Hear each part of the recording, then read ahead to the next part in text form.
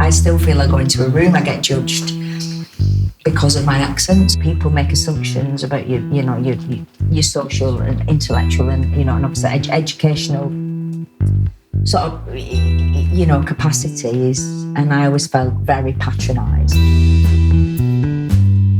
So it's really interesting. I can kind of, when you were talking about the accents and about how people perceive you because of your accent, I sort of feel similar in the sense that, people perceive me in certain ways because of my accent. And it's harder for people to know which area I was struggling with because, like I say, I'm from London and I'm working class, but I'm also deaf. So, people always assume, oh, you're deaf.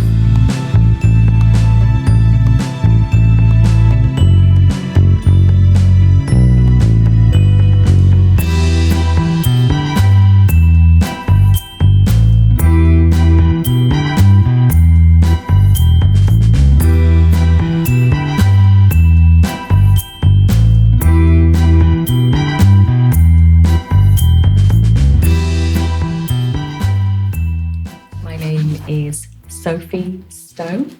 It's my sign name, Sophie Stone. I am an actress, I'm an actor, and I've done a bit of writing and some directing as well. I've done some consultation work as well for TV and film and theatre, various theatre companies. I also trained at RADA, and I'm aware that similarly you did as well. So would you like to introduce yourself? My name's Maxine Peake. And I'm an actor too. And like I said, I trained at RADA, although I think I'm quite a bit older than you, Sophie. So I left quite a while before you started. I do a little bit of writing. I've written a few plays, a few radio plays, and done little bits of directing. And I know your work because I've seen you on stage, and I've been brilliant, and I've seen you being brilliant on screen as well. Sorry about that. Which play did you see me in? I saw you in Jubilee at the Royal Exchange.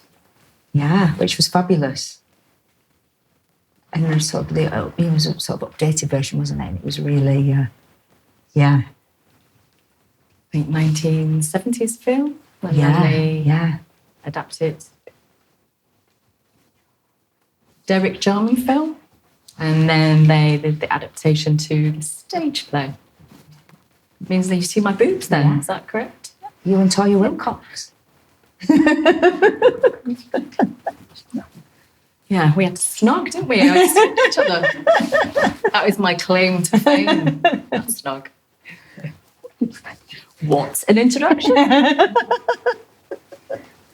So, Sophie, what I really want to know first and foremost is, how did you get? What sparked your interest in being an actor? Was there an event or something that you saw that you went, I want to do that?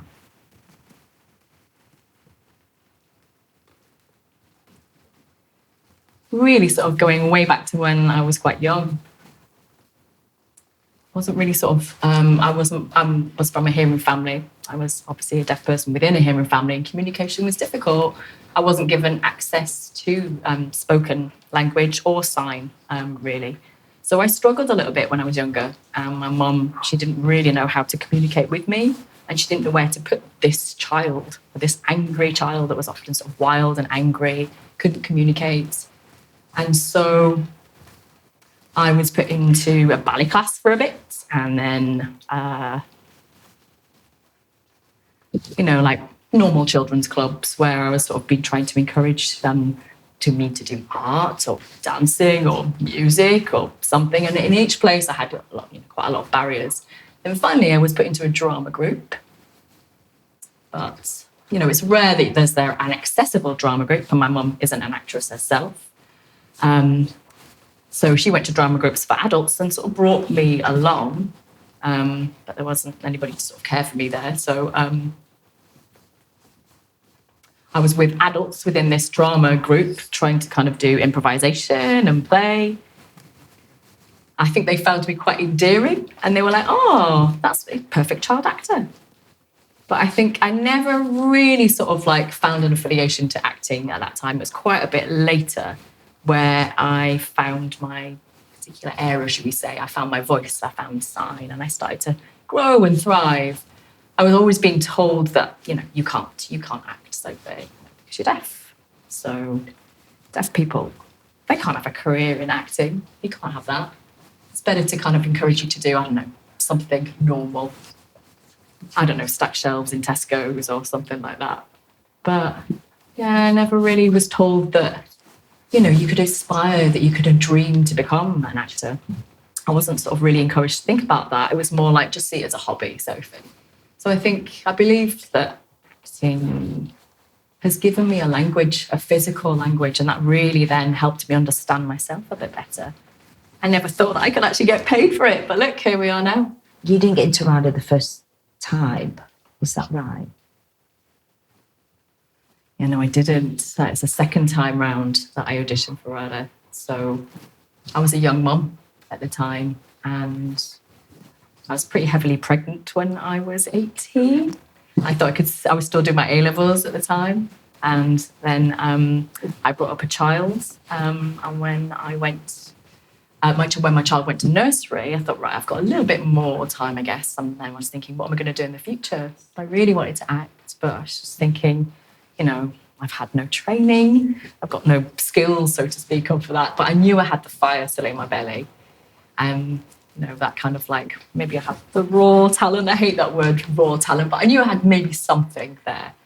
And so when my child was 4, I thought, right, I'm going to go to drama school, but I just didn't know what drama schools were even out there. There was no access to information, so I had to ask my mum, do you know any drama schools, Mum? She was like, yeah, I think there's one called RADA or something. I was like, all right, okay, cool, I'll have a little look at that, give it a go.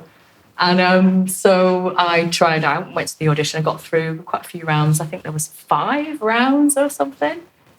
And it was the one just before the last round. I think it was a singing audition, of course, which I was crap at. And they said no from then. So I was like, all right, okay. But they said, you could try again next year. So I left, was a little bit upset, obviously, about that. But then I met somebody who had actually been through drama school, and they did say to me, RADA never ask you to do it again next year. So, they must believe that you've got something there. So actually, that person saying that to me gave me some hope.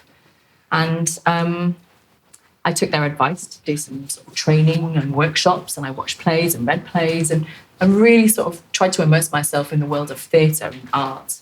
I still, had been focusing on the baby for so long that I hadn't sort of really opened my eyes to the world of theatre for quite some time. And before that, I'd been to boarding school. And then I was looking after my child. And then, I was in the real world. And I hadn't really experienced that much by then. So, I was told to sort of go and experience the world, take in, as much as I could, take in culture, theatre, everything. And then come back and be sort of a richer person for that. And that's what I was advised to do. So for a full year after that first audition, I watched, read, saw everything I could. Felt full with theatre, full with acting, came back to the second audition and actually felt ready and got through. So obviously, I still have, the panel make that decision. And I knew that when they were watching me, they were sort of thinking, should we not let this person in? Because, should we let Sophie in? They were still not sure. There's so many elements to, I guess, the team that they cast. They have to sort of make, a decision that it's the right person to have within our drama school at this time. And I think maybe, first of all, can we afford them? Can we afford them? Can we support them? Can we, see them having a career when they graduate after they've been in this school? Sometimes with a working class background, maybe there might be mental health issues there, or maybe they have a disability, or maybe they come from another country, for example. Lots of different elements that they have to think about as a panel when they're sort of allowing you into RADA or not. And are we going to sort of allow and support this person into the drama school? And I arrived with loads of those problems, should we say, when I first arrived at RADA. But I'm really glad that they actually decided to. I read it was a newspaper article, and it said you got in the second time, and I thought maybe it wasn't that you weren't ready for RADA, that RADA wasn't ready for you. And I just wonder whether you know, it was actually they needed a year, they needed another year to get themselves ready to you know, rather than you didn't have the talent there and then. Because what I was shocked to find that, is it true that you were the first deaf student they ever accepted at the drama school? I mean, that's pretty shocking, actually, when I think, what year were you there? 2008, no, hang on, 2005, sorry. Wow. 2005 to 2008. Yeah. But they've got their, I don't know, their way of doing things, their systems, and it's been the same for so long. And it's how to kind of fit, the actors have to fit into their system. So I came along and, you know, I'm basically like, you know, a fucking big spanner that's been thrown into their works and completely caused chaos for them. And I don't think they were expecting me there. You know, the idea of me seemed fine, but actually then what I actually came with in reality, you know, I needed support. But I had never been supported before.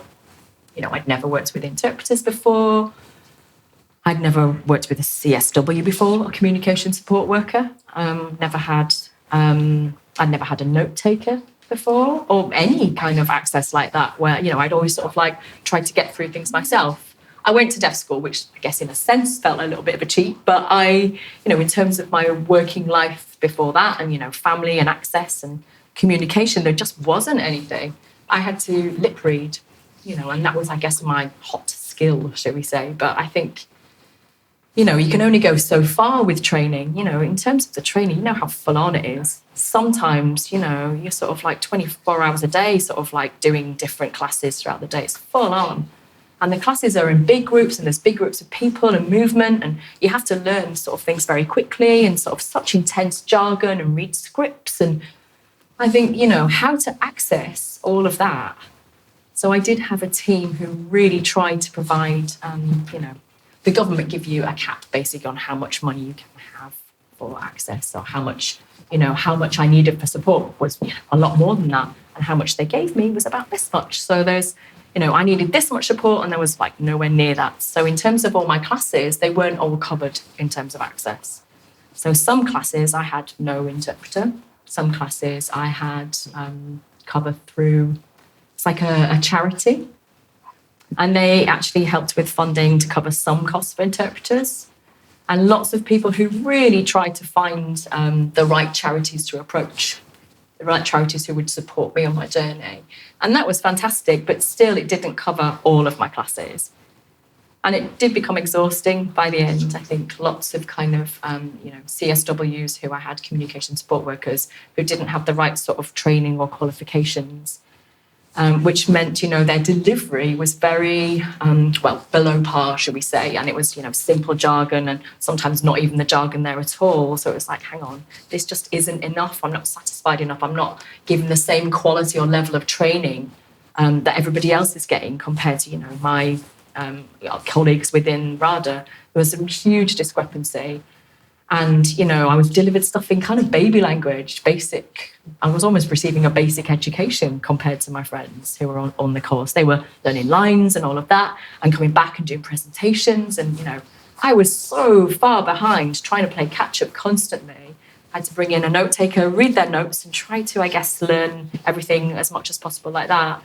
And it just became really exhausting. That went on for 3 years, of course, which was tough. It was really tough.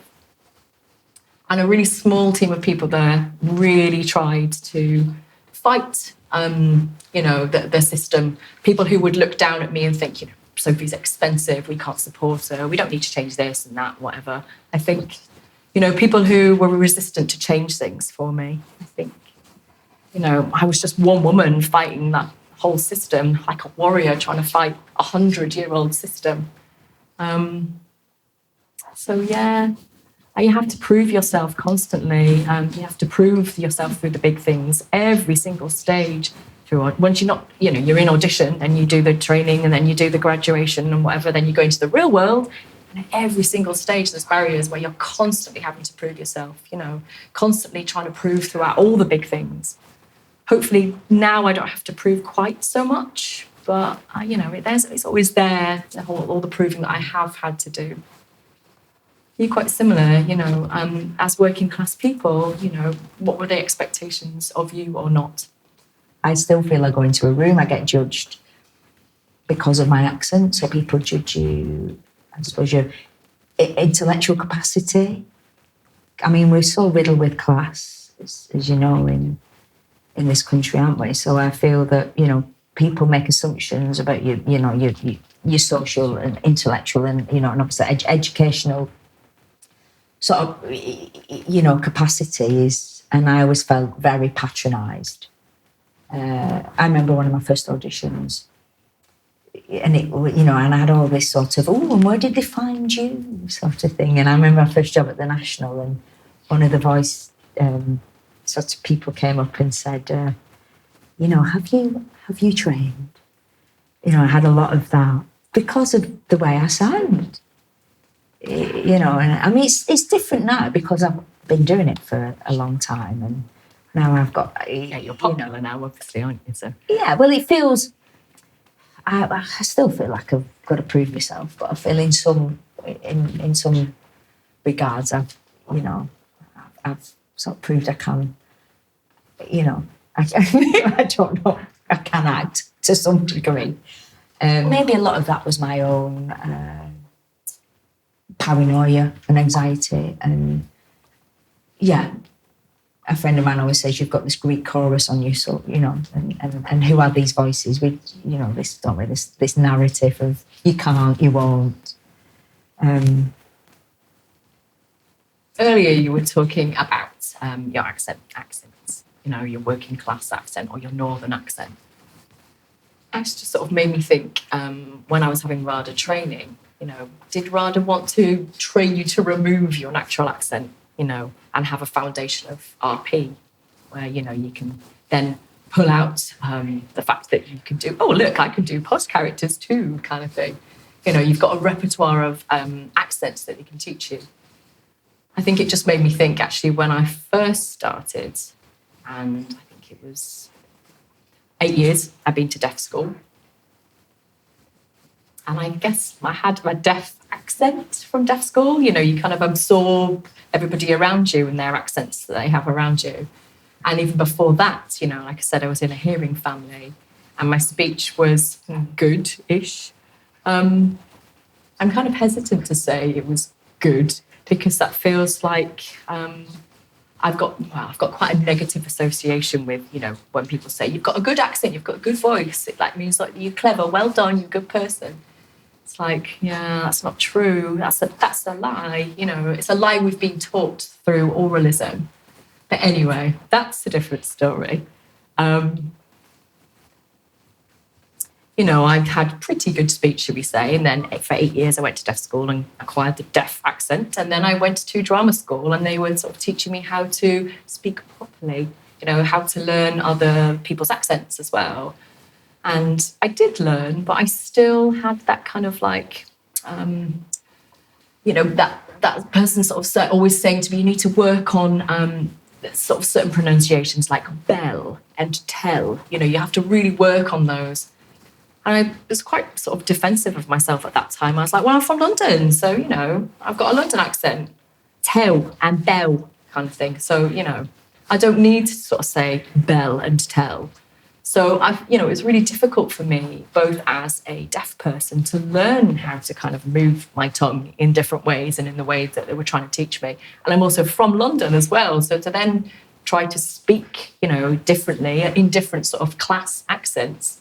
So it's really interesting. I can kind of, when you were talking about the accents and about how people perceive you because of your accent, I sort of feel similar in the sense that, people perceive me in certain ways because of my accent. And it's harder for people to know which area I was struggling with because, like I say, I'm from London and I'm working class, but I'm also deaf. So, people always assume, you're deaf, you can't do it. You can't do it because you're deaf, or you can't say that because you're deaf. And I was like, no, it's because I'm from London.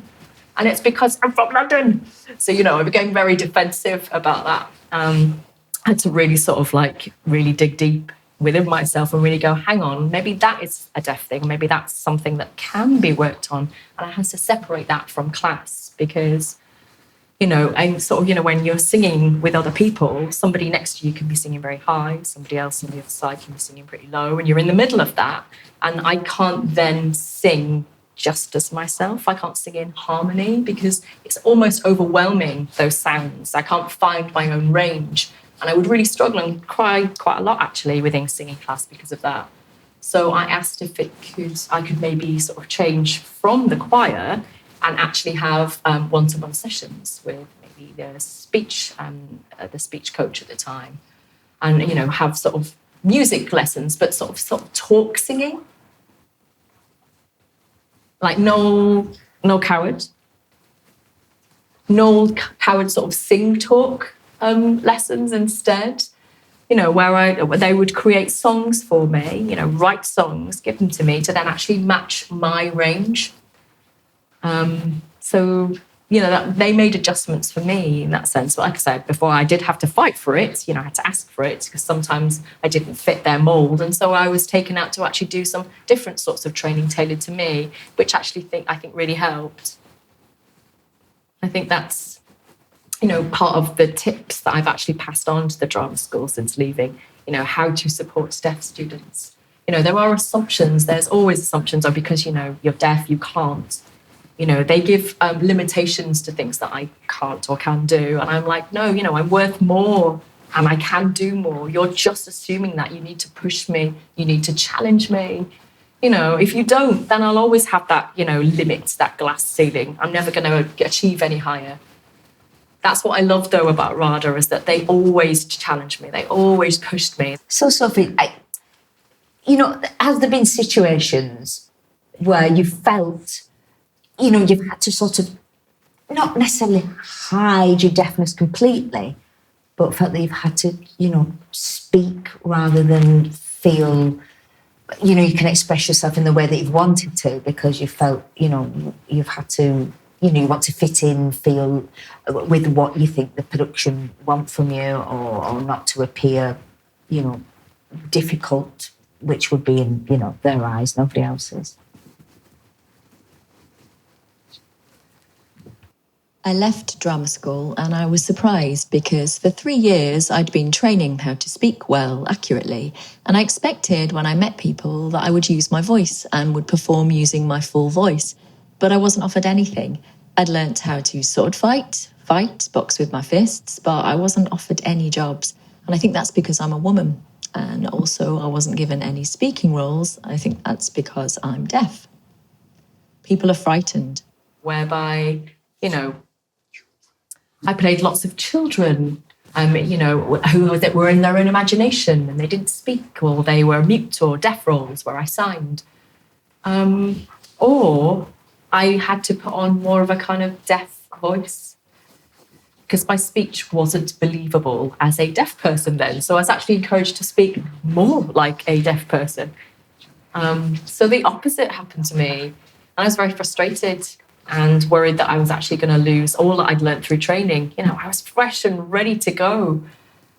And then, I was dazzling and ready to sort of show what I could do, take me. And nobody wanted that. Nobody wanted to take that.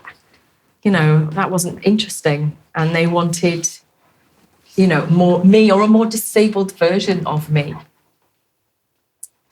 And I didn't want that. I wanted to play hearing roles, scripts that didn't have necessarily a deaf storyline, just characters that fall in love, have an amazing sex life, or gun down loads of people, or, hold up a bank or whatever, But I was never given those roles. I was given the vulnerable, the sad, the pathetic, the lonely, and, I've been beaten up roles, the weak woman. I was fed up of that, so every audition I went to and every speech that I did, I was like, I'm going to do my best Shakespearean male role and sort of speak, I do all of the male speeches, but they just weren't, which I'm more interested in. But I was never given those roles.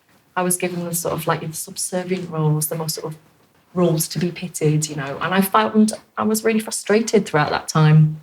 And then after about 4 years of that, within the industry, I started to be a little bit more assertive. My agent at that time had a chat with them.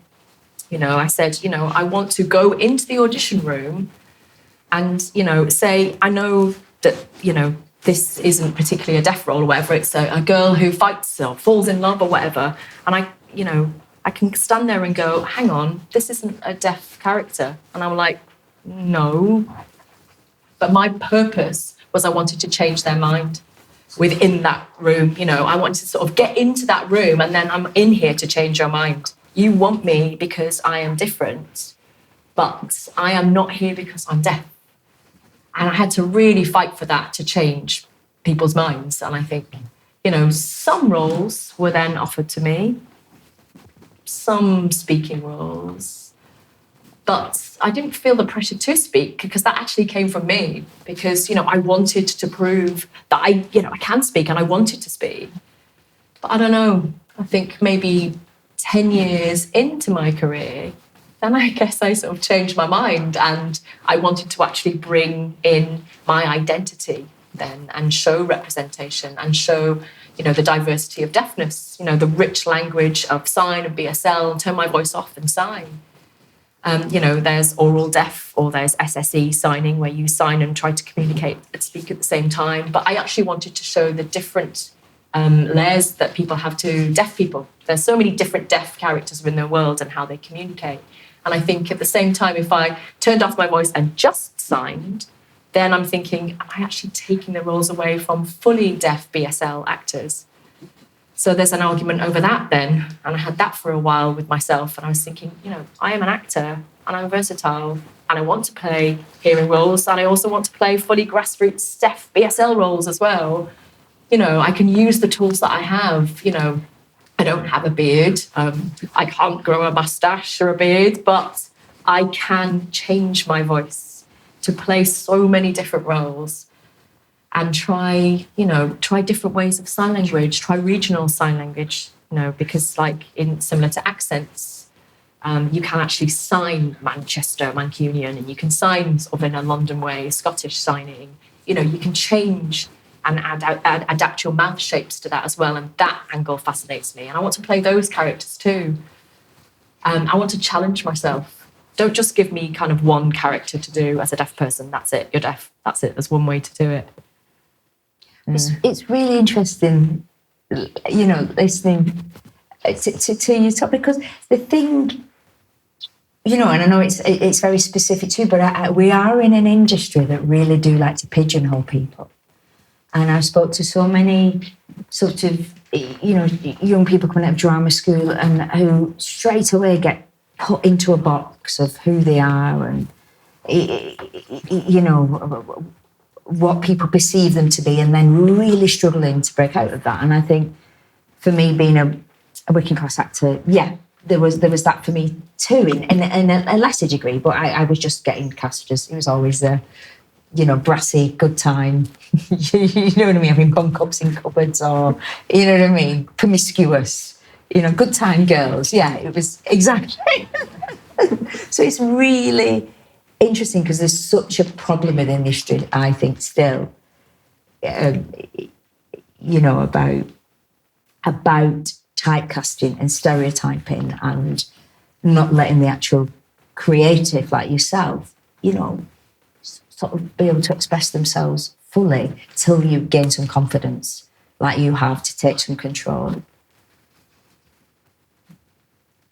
So, Sophie, how does the industry look now in present day for a young actor entering, our profession, a young deaf actor entering our profession? How do you think the landscape looks for them?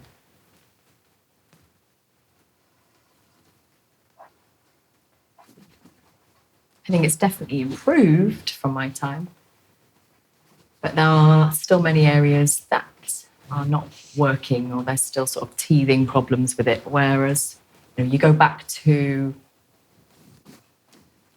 the roots of the issue. I think lots of people think, put a plaster over the event. For example, a show, you want an accessible show. Okay, so we'll bring in an interpreter last minute, for example. They can learn the script and then just stand on the side and interpret to the audience. That'd be fine. Great, tick that box. That's deaf access, done. Or I'll bring in a deaf actor, but There's no deaf awareness at all. So sometimes you start a show and there is a deaf awareness session set up, and they invite the staff to come along to that session to actually learn, how to communicate and how to engage with a deaf person, awareness of having a deaf actor in the space and how that will be and how it should be. But then quite often people are allowed to just choose whether or not they go to that deaf awareness session and think, it's not for me. I've got to get my hair cut, or it's lunchtime, or I've got other work to get on with. It's not that important to go to. And I think then when the deaf actor comes into the space, meets that particular person who decided to sack it off and think it's not for me, then there's no way that they're able to communicate effectively. So they can't possibly then understand the barriers that deaf person might be facing. And I think, if the company provides that deaf awareness session, go to it. I think also as well, for example, things like the translation of the script, which I absolutely love Shakespeare. So the translation of Shakespeare from the sort of, the oldie English Shakespeare to contemporary English, to then BSL, trying to keep all the elements of that. Often deaf people do so much work for that, the translation process of that. At the same time, they then have to also learn their lines as well in the rehearsal with all the other hearing actors. I think nobody seems to realise how much work that translation process takes from 3 different languages during rehearsal process at the same time. And it's not fair to actually put that on the deaf actors or actor. I think there needs to be more time put in there, more budget, where 1 or 2 weeks before the rehearsal actually starts, that deaf actor or those deaf actors are able to give time to changing the language into the BSL, and then they can arrive in that rehearsal room ready and know that they can just get on with their work of acting.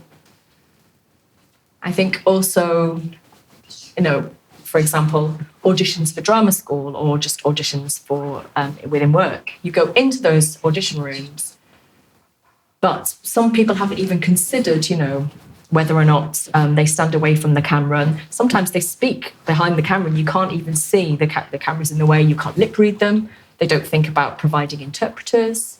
Or if they do, maybe those interpreters that they provide aren't qualified. And even if they are qualified, some of the panel might actually have bias as to whether or not the deaf person is good or bad.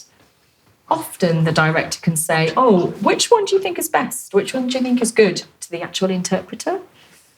And it's like a boundary that they're not aware of that shouldn't be crossed. There's many areas that have improved, like I said before, but I think some areas that are not fair still, or professional, or, for example, lots of deaf people, have done consultation work for jobs within TV, within film, within theatre companies, where they've actually sat down and gone through the script and said, certain parts aren't quite right or appropriate. Then at the end of the job, who actually sees their name anywhere? No, we don't often. So, the company themselves are like patting themselves on the back going, we got representation, we got that right, we showed that, the deaf character well in the right way. But then, you've had help to do that. You've had a team quite often of deaf people involved within that project, but you haven't actually spotlighted them. You haven't said their names even. Maybe you haven't even paid them enough. So I think, you pay women less and then you pay men a little bit more than that, but you actually pay disabled artists even less than those 2 categories. And nobody talks about it. Nobody sort of says, I don't know how much that person earns, but, I've got more lines and I've done more work by translating all that, and I've given advice and I've educated people within the room, and I've educated them about sign language, in hearing actors that want to learn sign language, I teach them that. There's so many other extra things that I'm doing, 3 times more work than other people in the room, and yet they're still getting paid more than the deaf or deaf actors. They're recognised for the work they do, and I'm quite often not recognised for some of the work that I do. I think, some jobs do. Some people sort of think, you've been part of the scripting process, so I'll add your name as a script editor, as credited as that. And when that happens, I'm shocked. Wow, they've actually seen that I've made a difference. So what can the industry do to shape tomorrow for, you know, young actors, young deaf actors coming forward, but also for, you know, actors, deaf actors like yourself who are, you know, well established in the business? What changes are needed to make it a better working environment for deaf performers?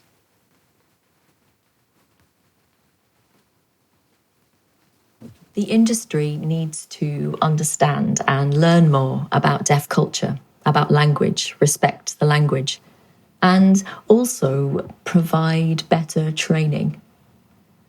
All of the training establishments should learn how to open their doors, to embrace the deaf community, more outreach, tap into the deaf communities and access the deaf culture to show deaf people that they should be included. They deserve to have that training as well. Also, production quality. There should be more money invested. So to make sure that deaf actors are involved in, you know, there's small budgets at the moment, which means, you know, how we look on screen is still cheap or, you know, low production quality. Outreach stuff. So if you're doing a production that has a deaf actor involved, you want to film an EPK, a trailer, actually use the same quality of footage of filming for that, and actually invite deaf audiences to come and see that deaf actor. And so do a signed video to sort of, you know, welcome them, say what time, whereabouts the show is going to be, using the same care and respect of their language, you know, within that trailer. More workshops, more accessible workshops, Meisner, more in-depth, a more in-depth understanding of training. So if a deaf person can't come into drama school, then you should provide more smaller workshops, more ways for them to be able to come into drama school, and slowly they'll be able to catch up with the training. Understanding the industry better for themselves then, those deaf people, and they've got the power themselves rather than having to rely on other people constantly to actually throw them the crumbs. Like I said earlier, you know, having to feel grateful for the things that, you know, we're given. We shouldn't have to always be grateful in that way. We're grateful for the wrong things.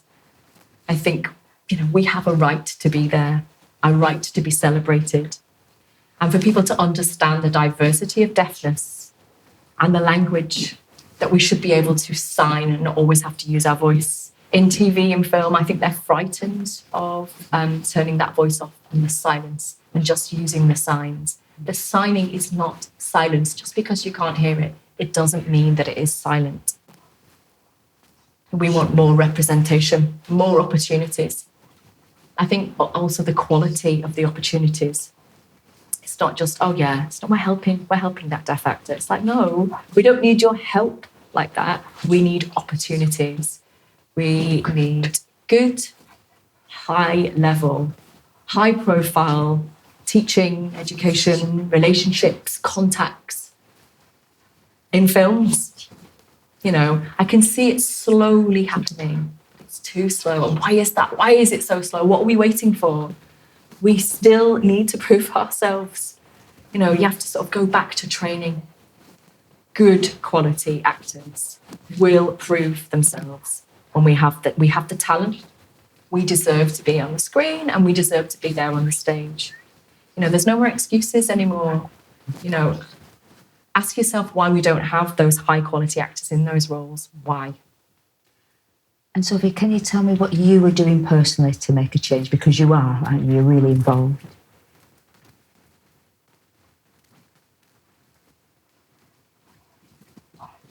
I'm always a part of the machine, you know.